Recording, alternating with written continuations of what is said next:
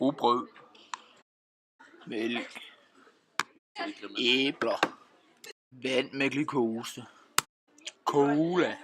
Formålet med forsøget var at måle blodsukker på personer, der havde fastet i 12 timer.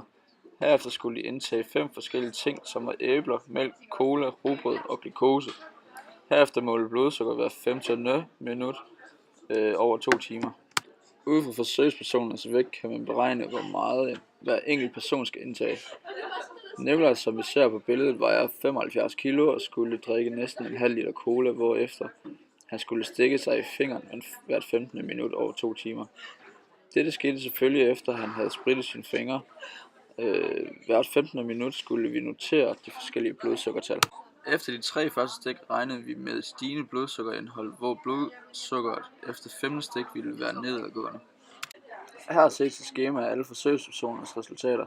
Vi vil nu tage udgangspunkt i Nikolajs resultater. Inden han begyndte at indtage cola, følte han sig sulten, træt og var i godt humør. Efter han havde indtaget en halv liter cola, havde han en lille smule hovedpine. Efter 3. stik var han i godt humør, havde ikke længere hovedpine og havde lyst til mere cola.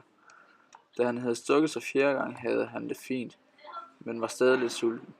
Efter 5. stik havde han det ganske fint. Da han havde stukket sig selv 6 gange, begyndte han at føle sig lidt dårlig og var stadig meget sulten. Efter 7. stik havde han det stadig en smule dårligt. Til sidst havde han det dårligt og var meget sulten. For at vise mere specifikt, hvad der er sket med Nikolaj og de andres blodsukker, så har vi lavet en kurve. På kurven kan vi beregne, hvor stort et areal der er under grafen. Alle grupper har beregnet areal på de forskellige kurver og de forskellige personers blodsukker, og det kommer til at se således ud. Jo større areal der er, jo hurtigere optager man glukose.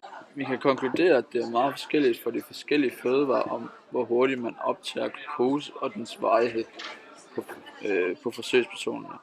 Vi kan fx sige, at cola er hurtigt optagende, men har en kort varighed.